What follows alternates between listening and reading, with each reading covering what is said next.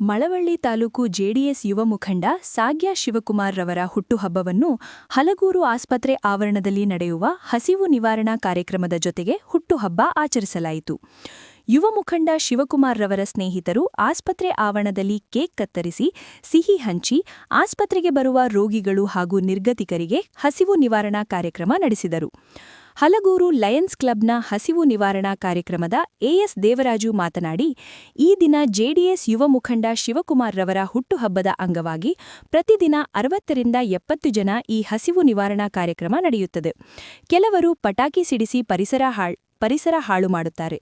ಬೆಂಕಿ ಹಚ್ಚಿ ಪಟಾಕಿ ಸಿಡಿಸುವುದರ ಬದಲು ಒಂದು ಹೊತ್ತು ಊಟ ಹಾಕಿದರೆ ಎಷ್ಟೋ ಜನರ ಹೊಟ್ಟೆ ತುಂಬುತ್ತದೆ.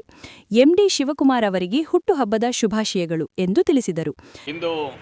ಹಲಗೂರಿನ ಸರ್ಕಾರಿ ಆಸ್ಪತ್ರೆ ಆವರಣದಲ್ಲಿ ನಡೆದಿರ್ತಕ್ಕಂಥ ಹಸಿವು ನಿವಾರಣಾ ಕಾರ್ಯಕ್ರಮ ಅಂದರೆ ನಮ್ಮ ಸಂಸ್ಥೆ ವತಿಯಿಂದ ಕಳೆದ 560-70ನೇ ದಿವಸದಿಂದನೂ ಕೂಡ ಸತತವಾಗಿ ನಾವು ಈ ಕಾರ್ಯಕ್ರಮವನ್ನು ನಡೆಸ್ಕೊಬರ್ತಾ ಇದ್ದೀವಿ. ಸಾರ್ವಜನಿಕ ಸಹಕಾರ ಅತ್ಯುತ್ತಮವಾಗಿ ನಮಗೆ ದೊರೆಯುತ್ತಾ ಇದೆ. ಲಯನ್ಸ್ ಸಂಸ್ಥೆ ಸದಸ್ಯರ ಜೊತೆಗೆ ಇಂದು ನಡೆದಂಥ ಈ ಒಂದು ಹಸಿವು ನಿವಾರಣಾ ಕಾರ್ಯಕ್ರಮವನ್ನು JDS ಯುವ ಮುಖಂಡರಾಗಿರ್ತಕ್ಕಂಥ ಸಾಗ್ಯ ಸರ್ಗೂರಿನ MD ಶಿವಕುಮಾರ್ ಅವರು ತಮ್ಮ ಜನ್ಮದಿನದ ಅಂಗವಾಗಿ ಈ ಕಾರ್ಯಕ್ರಮವನ್ನು ನಡೆಸ್ಕೊಟ್ಟಿದ್ದಾರೆ. ಬಂದಿರ್ತಕ್ಕಂಥ ಒಂದು 60ರಿಂದ 70 ಜನಕ್ಕೆ ಸಿಹಿ ಹಂಚುವ ಮುಖಾಂತರ ಜೊತೆಗೆ ಕೇಕ್ ಕಟ್ ಮಾಡಿ ಬಾಳೆಹಣ್ಣು ಮತ್ತು ಊಟದ ವ್ಯವಸ್ಥೆಯನ್ನು ಮಾಡಿಕೊಟ್ಟಿದ್ದಾರೆ. ಹಾಗಾಗಿ ನಮ್ಮ ಲಯನ್ಸ್ ಸಂಸ್ಥೆಯ ಪರವಾಗಿ ಅವರಿಗೆ ಹುಟ್ಟುಹಬ್ಬದ ಶುಭಾಶಯಗಳನ್ನು ಕೋರ್ತೀವಿ. ಇದೇ ರೀತಿಯಂಥ ಸಮಾಜಮುಖಿ ಕೆಲಸ ಮಾಡೋದಕ್ಕೆ ಭಗವಂತ ಅವರಿಗೆ ಉತ್ತಮ ಆರೋಗ್ಯ, ಮಾನಸಿಕ ನೆಮ್ಮದಿ, ಐಶ್ವರ್ಯವನ್ನು ದಯಪಾಲಿಸಿ ಅಂತ ಕೇಳ್ತಾ, ಬೇರೆಯವರು ಕೂಡ ತಮ್ಮ ಕುಟುಂಬದ ವಿಶೇಷ ದಿನಗಳು ಅಂದರೆ ಹುಟ್ಟುಹಬ್ಬ ಅಥವಾ ಪೂರ್ವಜರ ಪುಣ್ಯಸ್ಮರಣೆ, ವಿವಾಹ ವಾರ್ಷಿಕೋತ್ಸವ ಇತರ ಸಂದರ್ಭದಲ್ಲಿ ಈ ನಮ್ಮ ವೇದಿಕೆ ಏನಿದೆ ಹಲಗೂರು ಸರ್ಕಾರಿ ಆಸ್ಪತ್ರೆ ಆವರಣದಲ್ಲಿ ನಾವು ನಡೆಸ್ಕೊಡ್ತಾ ಇರ್ತಕ್ಕಂಥ ಈ ಕಾರ್ಯಕ್ರಮದ ಸದುಪಯೋಗವನ್ನು ಪಡಿಸ್ಕೋಬೇಕು. ಒಂದು ದಿವಸಕ್ಕೆ ಅನ್ನ ಸಾಂಬಾರು ಊಟವನ್ನು ವ್ಯವಸ್ಥೆ ಮಾಡ್ತೀವಿ ಅಂದರೆ 1,500 ರೂಪಾಯಿ ಖರ್ಚಾಗುತ್ತೆ.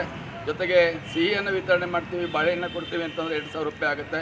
ಹಾಗಾಗಿ ಸಾರ್ವಜನಿಕರು ಇದನ್ನು ಸದುಪಯೋಗಪಡಿಸ್ಕೊಂಡು ಹಸಿದವರಿಗೆ ಊಟ ಆಗ್ತಕ್ಕಂಥ ಒಂದು ಸತ್ಕಾರದಲ್ಲಿ ಭಾಗವಹಿಸಬೇಕು ಅಂತೇಳಿ. ಇದೇ ಸಂದರ್ಭದಲ್ಲಿ ಬೆನಮನಹಳ್ಳಿ ಭೀಮೇಶ್, ಪ್ರಸನ್ನ, ಕುಮಾರ್, ಹರೀಶ್, ಸಂತೋಷ್, ದರ್ಶನ್, ಅಭಿಷೇಕ್, ಕೀರ್ತಿ ಹಾಗೂ ಕ್ಲಬ್ ಅಧ್ಯಕ್ಷ Manohar, A S Devaraju, lions club ಸದಸ್ಯರು ಹಾಜರಿದ್ದರು.